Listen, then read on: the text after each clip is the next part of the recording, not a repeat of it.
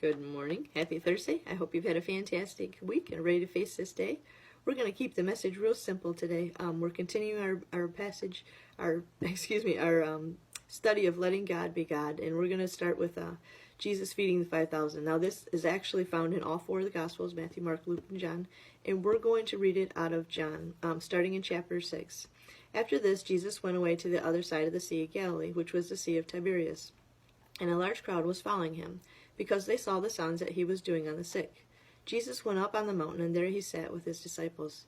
Now the Passover, the feast of the Jews, was at hand. Lifting up his eyes, then, and seeing a large crowd was coming towards him, Jesus said to Philip, "Where are we to buy bread, so these people may eat?" He said this to test him, for he himself knew what he would do. Philip answered him, 200 denarii worth of bread would not be enough for each of them to get a little. One of his disciples, Andrew, Simon Peter's brother, said to him, "There is a boy here who has 5 barley loaves and 2 fish. But what are they for so many?"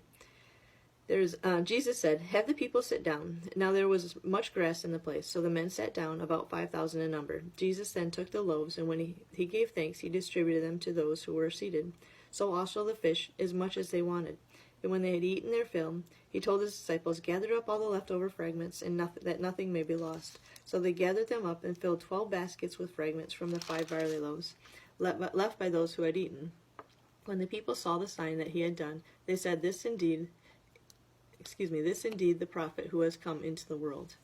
So let's just go back and think about that a little bit. The thing that struck me, I think, the most was that little boy. I would love to hear the conversation that took place, or how that came about.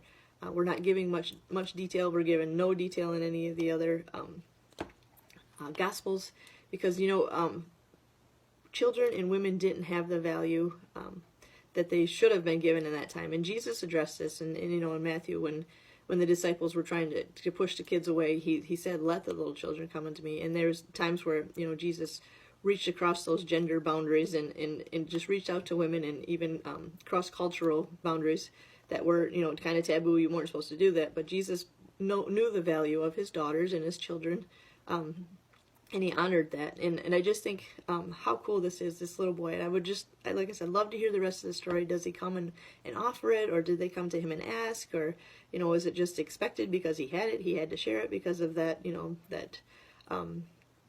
that mindset during that time? But I just thought, if we had that same mentality where, God, you know what, I don't have much, but you can have all that I have, and just to come with him with open hands.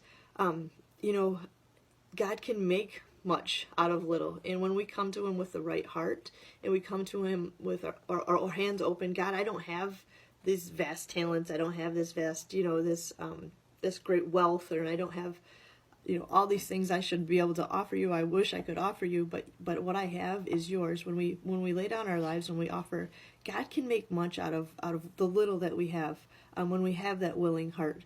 And this is just a really neat example. He took 2 fish and 5 barley loaves and fed 5,000. Now this was 5,000 men, not including the women and children. So they estimate that it could have been anywhere from 15 to 20,000 people he fed, and there was an abundance. Do you see how God not only fed them, but there was an abundance? And it kind of makes me wonder if he doesn't say to that little boy, "Now take one of those baskets home to your parents and feed them to your family." But that's just things I'd like to know eventually.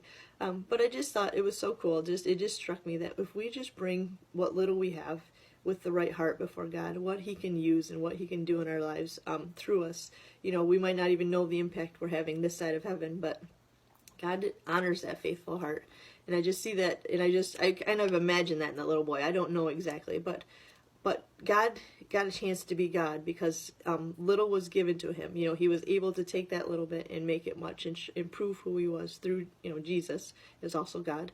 But it's just what a neat story, and I hope you can kind of take that with you today. Like, you know what, God, I don't feel like I have a lot to offer the God of the universe. Your majesty and awesomeness is way beyond me. But what I do have, I give to you, and I pray that you would just use it in a way that honors you. And I pray that that's your prayer today, and that's your thought today. I'm going to let it be mine, and I just pray that you keep fighting the good fight, and have a blessed day. And Lord willing, we'll see you on Monday.